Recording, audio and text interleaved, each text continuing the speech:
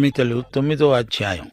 సత్యము జ్ఞానము అనే రెండు అంశాలు విశ్వాసికి ఎంతో ప్రాముఖ్యమైనవి. యేసే సత్య ప్రత్యక్షం, యేసే జ్ఞాన ప్రత్యక్షం. యేసు లేని సత్యం, యేసును కాదనే జ్ఞానం మానవతకు మేలు చేకూర్చలేవు. మానవుల వృత్తిలో ప్రవృత్తిలో యేసు కేంద్రమందు ఉంటే అదే దివ్యజ్ఞానం. ఇప్పుడు సామెతలు 9వ అధ్యాయం వివరంగా వినండి. జ్ఞానం ఒక స్త్రీకి పోల్చబడింది. ఈమె అందరినీ ఆహ్వానిస్తోంది.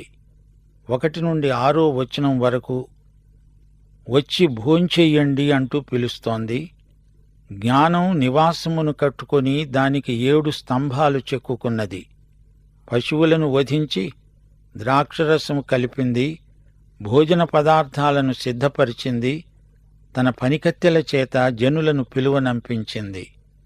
పట్టణమందలి మెట్టల మీద ఆమె నిలిచి ప్రకటిస్తున్నది, జ్ఞానము లేనివాడా ఇక్కడికి రా. తెలివిలేని వారితో ఆమె అంటోంది, రండి, వచ్చి నేను సిద్ధపరిచిన ఆహారం భుజించండి, నేను కలిపిన ద్రాక్షరసాన్ని పానం చెయ్యండి. ఇక జ్ఞానము లేని వారై ఉండక బ్రతకండి, తెలివి కలుగజేసే మార్గములో చక్కగా నడవండి. 13 నుండి 18వ వచనం వరకు బుద్ధిహీనత అనేది బొబ్బలు పెడుతుంది. ఇది మరో స్త్రీ, ఇది కాముకురాలు. దానికేమీ తెలివిలేదు. అది తన ఇంటి వాకిట కూర్చుంటుంది, ఊరి రాజవీధులలో పీఠం మీద కూర్చుంటుంది. ఆ దారిని పొయ్యేవారిని చూచి, తమ తోవలో చక్కగా వెళ్లే వారిని చూచి పిలుస్తున్నది, జ్ఞానము లేనివాడా ఇక్కడికి రా అంటుంది. తెలివిలేని వాడొకడు రావటం చూచి ఆమె అంటుంది, దొంగిలించిన నీళ్లు తీపి, చాటున తిన్న భోజనం రుచి. అయితే అక్కడ ప్రేతలున్నారని, ఆమె ఇంటికి వెళ్లేవారు పాతాళ కూపంలో ఉన్నారని అతనికి ఎంతమాత్రమూ తెలియలేదు. ప్రియ సోదరీ సోదరులారా, ఇక్కడ 2 ఇండ్లున్నవి, 2 ఆహ్వానాలు. జ్ఞానం నీకు విందు చేస్తున్నది, రొట్టె ద్రాక్షరసం వడ్డిస్తుంది, రుచిగల ఆహారం తినిపిస్తుంది. అలాగే అజ్ఞానం కూడా నిన్నే పిలుస్తోంది. అయితే అది దొంగచాటు విందు. అక్కడి నీరు రొట్టె దొంగిలించి తెచ్చినవి. జ్ఞానం నీకు జీవమును వాగ్దానం చేస్తోంది, కాని అజ్ఞాన గృహంలో నీవు తినే తిండి మరణానికి నరకానికి నిన్ను నడిపిస్తుంది. నీవు ఏ విందుకు వెళ్తావు, ఏ ఇంటిలో భోంచేస్తావు, నీ తీర్మానమేమిటి అని దేవుడు నిన్ను నిలదీసి అడుగుతున్నాడు. ఇక 2వ పిలుపు 7 నుండి 9వ వచనం వరకు. రండి, వచ్చి నేర్చుకోండి. అపహాసకులకు బుద్ధి చెప్పేవాడు తనకే నింద తెచ్చుకుంటాడు. భక్తిహీనులను గద్దించేవానికి అవమానమే కలుగుతుంది. అపహాసకుణ్ణి గద్దించవద్దు, గద్దించిన ఎడల వాడు నిన్ను ద్వేషిస్తాడు. జ్ఞానము గలవాణ్ణి గద్దించగా అతడు నిన్ను ప్రేమిస్తాడు. జ్ఞానము గలవానికి ఉపదేశము చేయగా వాడు మరింత జ్ఞానము నొందుతాడు. నీతి గలవానికి బోధ చేయగా వాడు జ్ఞానాభివృద్ధి నొందుతాడు. అపహాసకులు తమకే అంతా తెలుసు అని విర్రవీగుతారు. వారికి ఎవ్వరూ ఏదీ నేర్పలేరు. జ్ఞానము గలవాడు గద్దింపును కృతజ్ఞతాపూర్వకంగా స్వీకరిస్తాడు. ఎవరైనా నిన్ను విమర్శిస్తూ ఉంటే దాని గురించి కంగారు పడకూడదు. కీర్తనలు 141 5వ వచనం. నీతిమంతులు నన్ను కొట్టడం నాకు ఉపకారం, వారు నన్ను గద్దించడం నాకు తైలాభిషేకం. నేను అట్టి అభిషేకమును త్రోసివేయకుందునుగాక. వారి దుష్టక్రియలను చూచి కూడా నేను తప్పక ప్రార్థన చేస్తాను. 10 నుండి 12వ వచనం వరకు 3వ పిలుపు, రండి, జీవించండి. యెహోవాయందు భయభక్తులు కలిగి ఉండడమే జ్ఞానానికి మూలం. పరిశుద్ధ దేవుని గూర్చిన తెలివే వివేచనకు ఆధారం. నా వలన నీకు దీర్ఘాయువు కలుగుతుంది, నీవు జీవించే సంవత్సరాలు అధికములవుతాయి. నీవు జ్ఞానివైన ఎడల నీ జ్ఞానము నీకే లాభకరమవుతుంది. నీవు అపహసించిన ఎడల దానిని నీవే భరించాలి. దేవుడిచ్చే జ్ఞానం వల్ల ఆయురారోగ్యములు వృద్ధి అవుతాయి. దురభ్యాసాల వల్ల, దుర్వ్యసనాల మూలంగా శరీరారోగ్యం పాడవుతుంది, ఆరోగ్యం క్షీణిస్తుంది. పాపం మానవుని జీవితకాలాన్ని హరించివేస్తుంది. పాపము వల్ల వచ్చే జీతం మరణం. దేవుని జ్ఞానాన్ని అనుసరించి జీవిస్తే దీర్ఘాయుష్షు ప్రాప్తిస్తుంది. దేవునికి విధేయులైన వారికి సమృద్ధి జీవం, అనేక సంవత్సరాల నిండు జీవితం దేవుడు అనుగ్రహిస్తాడు. ఇది దేవుని వాగ్దానం. మరో మాట, ఇతరుల విమర్శకు నీలో కలిగే స్పందనను బట్టి నీ జీవితం నాణ్యత రుజువవుతుంది. అపహాసకుడు గద్దింపునకు లోబడడు. సామెతలు 13వ అధ్యాయం 1వ వచనం, సామెతలు 27వ అధ్యాయం 5వ వచనం. లోలోపల ప్రేమించే కంటే బహిరంగంగా గద్దించటం మేలు. సామెతలు 25వ అధ్యాయం 12వ వచనం ప్రకారం బంగారు కర్ణభూషణం ఎలాంటిదో, అపరంజి ఆభరణం ఎలాంటిదో వినేవాని చెవికి జ్ఞానము గల ఉపదేశకుడు అలాంటివాడే. సామెతలు 19వ అధ్యాయం 25వ వచనం. అపహాసకులు దండింపబడగా చూచి జ్ఞానము లేనివారు జ్ఞానము నొందుతారు. వివేకులను గద్దించిన ఎడల వారు జ్ఞానవృద్ధి నొందుతారు. నిజంగా సామెతల గ్రంథం మనకు గొప్ప జ్ఞానోపదేశం. సామెతలు 27వ అధ్యాయం 6వ వచనం. మేలును కోరి స్నేహితుడు గాయాలు చేస్తాడు, పగవాడు లెక్కలేని ముద్దులు పెడతాడు. జ్ఞానగృహంలోకి యువకుడు ప్రవేశిస్తున్నాడు. ఈ విద్యాలయానికి 7 స్తంభాలున్నాయి. 7 సంపూర్ణతను చూపే అంకె. యేసు ప్రభు 12 శిష్యులను ఏర్పరచుకున్నాడు. వీరు 3 సంవత్సరాలు ఆయనతో ఉన్నారు. అదే వారి విద్య, అదే వారి జ్ఞానం. జ్ఞానం యువతీ యువకులకు ఆహ్వానం పంపింది, తన పనికత్తెల ద్వారా కబురు పంపించింది. మత్తయి సువార్త 22వ అధ్యాయం 1 నుండి 14వ వచనం వరకు ఈ ఆహ్వానం వివరాలు చెప్పబడ్డాయి. అతడు రాకుమారుడు, అది అతని పెండ్లి విందు సమయం. ఆ పెండ్లి విందుకు పిలువబడిన వారిని రప్పించడానికి అతడు తన దాసులను పంపాడు. వారు రాలేదు. మళ్లీ దాసులను పంపాడు. నా విందు సిద్ధంగా ఉంది, ఎద్దులు, కొవ్విన పశువులు వధింపబడినవి, పెండ్లి విందుకు రండి అని కబురు చేశాడు. అప్పటికీ వారు రాలేదు. అప్పుడు దాసులు రాజమార్గాలకు పోయి చెడ్డవారిని, మంచివారిని, తమకు కనబడిన వారినందరినీ పోగు చేశారు. విందుకు వచ్చిన వారితో పెండ్లిశాల నిండింది. 2 కొరింథీ 5వ అధ్యాయం 20వ వచనంలో అపొస్తలుడైన పౌలు అన్నాడు, దేవుడు మా ద్వారా వేడుకొనినట్లు మేము క్రీస్తుకు రాయబారులమై దేవునితో సమాధానపడండి అని క్రీస్తు పక్షముగా మిమ్ములను బతిమాలుకుంటున్నాము. ఈ రోజుల్లో భూదిగంతాల వరకు ఈ పిలుపు వెళ్ళిపోతోంది. రండి, ఈ జ్ఞాన విద్యాలయానికి రండి. ప్రభు అయిన యేసుక్రీస్తు దగ్గరికి రండి, రక్షించబడండి, ధన్యులు కండి. ఈ పిలుపును అందరూ వింటారా అంటే వినరు. పందుల ముందు ముత్యాలను పోసినట్లే అవుతుంది. దేవుని వాక్యం వింటున్న కొద్దీ దేవుని జ్ఞానం మనకు ప్రత్యక్షమవుతుంది. మన అజ్ఞానం కూడా బయటపడుతుంది. అపహాసకులకు దేవుని వాక్యమందు అభిరుచి ఉండదు. వాక్యాన్ని పెడచెవిని పెడతారు. యెహోవా యందలి భయభక్తులే జ్ఞానానికి మూలం.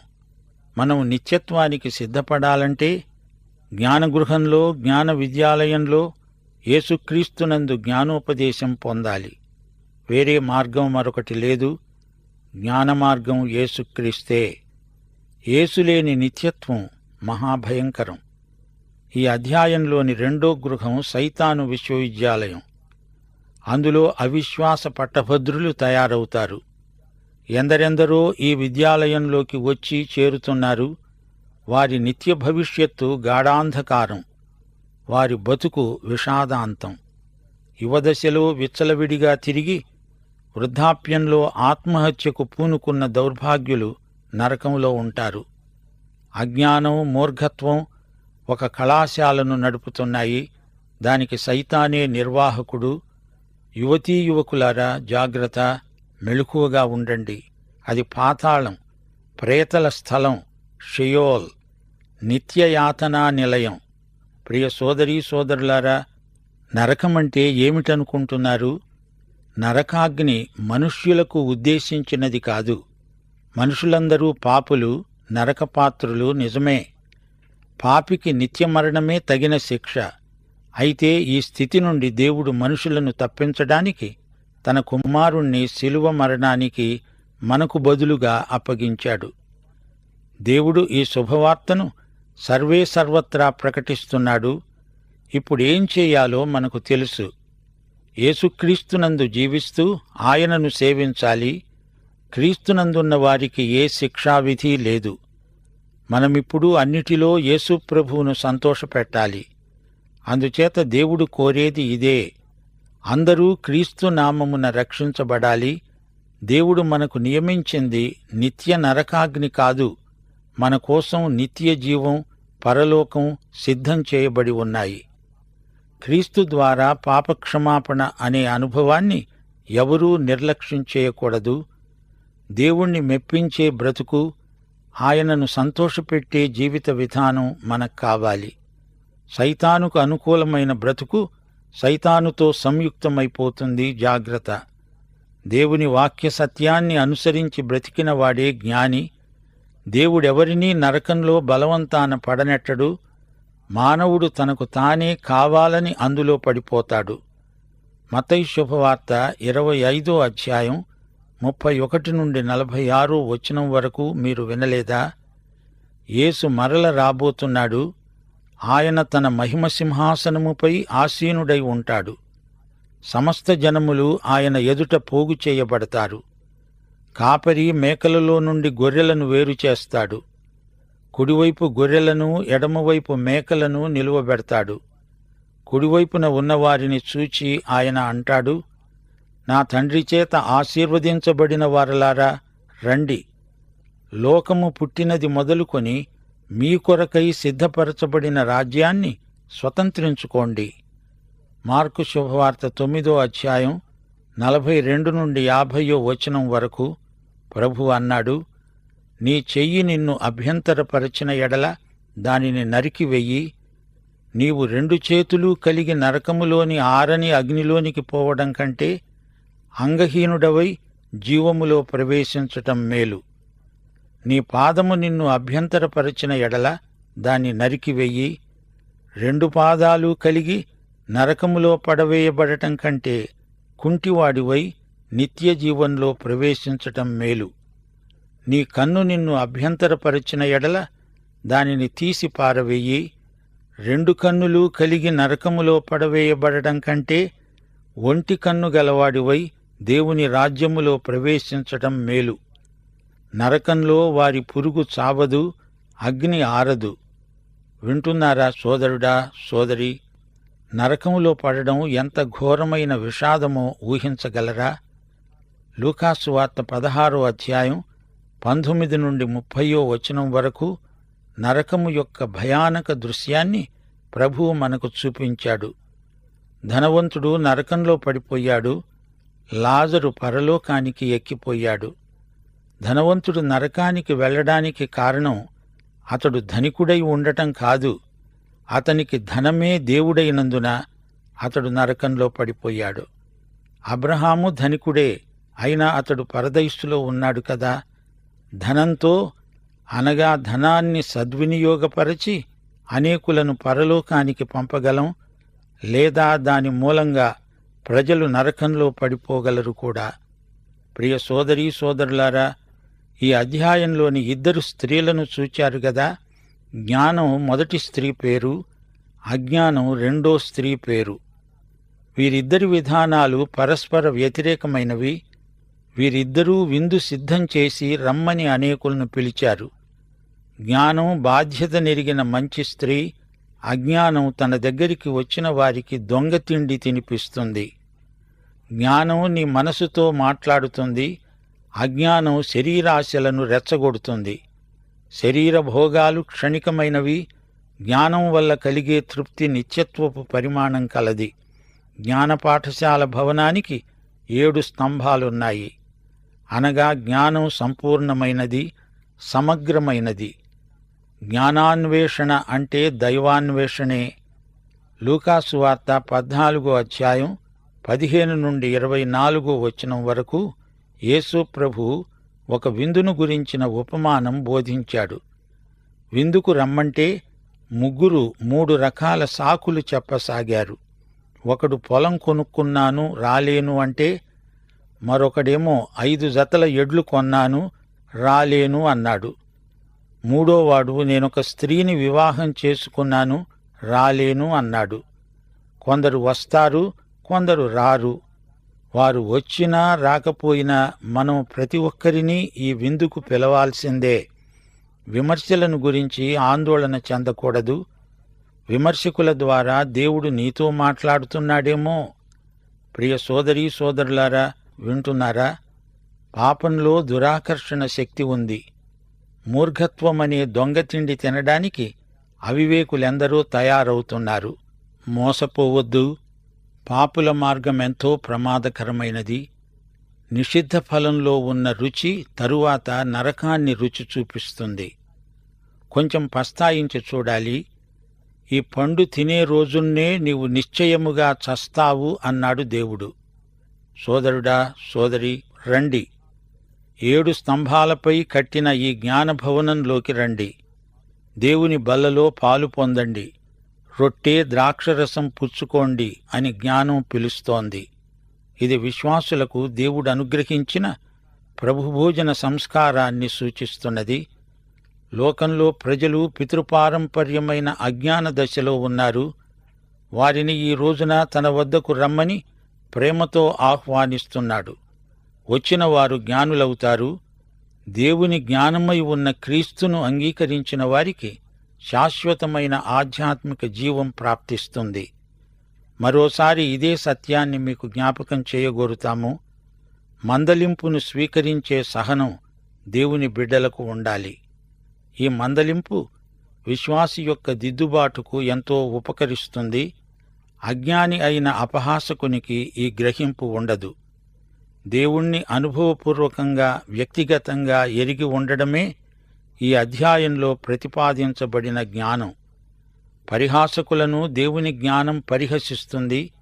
అయితే అజ్ఞానం ఆడంబరాన్ని ప్రదర్శిస్తుంది, అట్టహాసం చేస్తుంది. గలతీ పత్రిక 6వ అధ్యాయం 7వ వచనం, మోసపోకండి, దేవుడు వెక్కిరించబడడు. మనుష్యుడు ఏది విత్తుతాడో ఆ పంటనే కోస్తాడు. మీకు జ్ఞాపకముందా?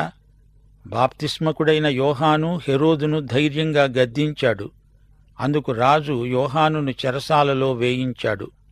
ఆ తరువాత అతని తల కొట్టించాడు.